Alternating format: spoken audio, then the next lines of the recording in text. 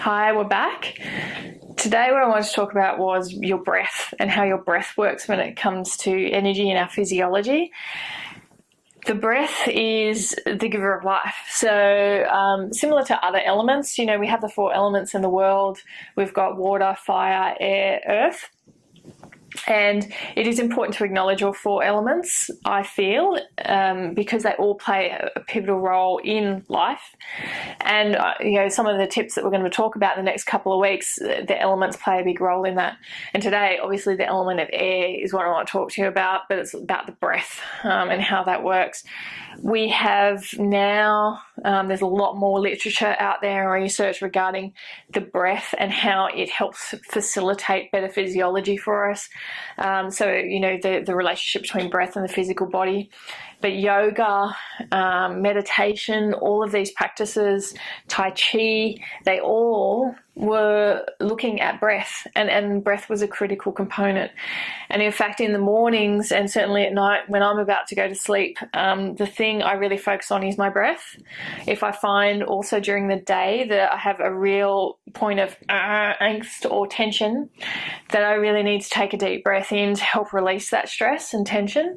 And that's really the key focus for this video, is about ensuring that even during your work day or your day, even if you're with your children, if you're taking care of your kids, which is work in itself, right? But that you're understanding that when you're in that real peak emotive crux of everything and where the tension's really high, is that breath, the connection to breath can really have a sense of release and almost a sense of relief for you if you allow yourself to observe your breath. So if you're in a very stressful situation, if you're someone who also has moments of anxiety, which I absolutely do, the breath work, coming back to breath, taking and hold and release, just really straight away, I can feel the release that happens within my physical body.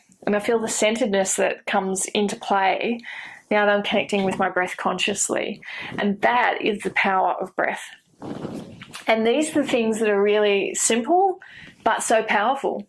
And, we're going to go through a lot of different choices that you can make about things that you might want to tap into around your own personal power. Yet these are foundational elements. So the session I talked about last time when I talked about, the gold in your energy field, just to clear it. If you have energy connections happening which may be a little bit toxic and you find your mind's going over and over about that conversation with a colleague and you just can't seem to let it go, is actually about imagining the energy field and that connection and cutting off that connection, but with love, and saying thank you, but and I wish you all the best, yet this is my energy field and it is sacred to me and I will let love in. These type of practices are really key. These are the ones you come back to when you might get really caught up in life and start forgetting about your own personal power and your own energy space. These are the things that you can really rely on to really have your energy shift. So breath, really, really key, being understanding how breath is important. The thing I'll mention is that, because a lot of people talk about this, is when you're in a high emotive state, your breath goes really shallow, and without oxygen, to the brain, and neuroscience now talks about this, you start going into like a threat state, and the power of logic and rational conversation starts to really leave when you're in high emotive state. So the breath allows that centeredness, and when I say it's centered, it means that your energies and your brain and everything's engaged again in an objective way, which is the most powerful way.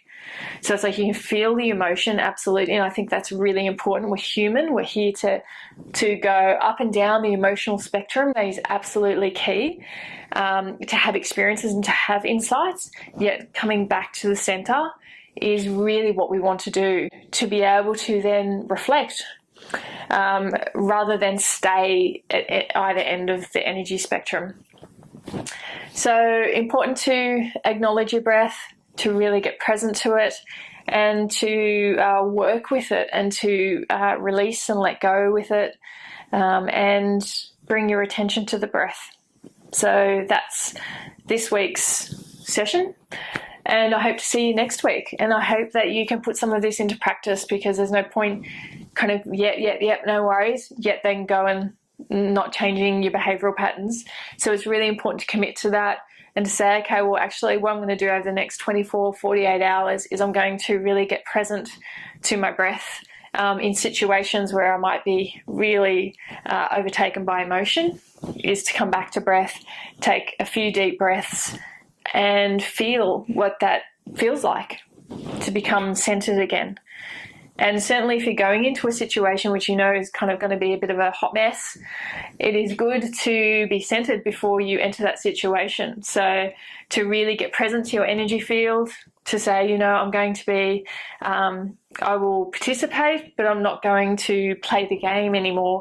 I'm going to keep very centered and calm through this interaction, and and see how it goes, and see how well you do in doing that, and then reflect on where you might have come a bit unstuck, or where it really did plug you in, that interaction, and learn from that, because that's why we have interactions, is so we can learn more about ourselves. And I am absolutely in the same boat and have had the same experiences through life with people, and have really over time been in some quite almost, sticky situations with people, yet I've walked away from it and people have said, I can't believe that you were so calm through all of that. And I was like, well, I consciously wanted to listen and hear as much as possible, and you can't do that when you're caught up in the emotional game that's going on. And with my intention was to learn, and my intention was to listen and know what's mine, what's my responsibility, and then what's not mine, so not to take on other people's stuff.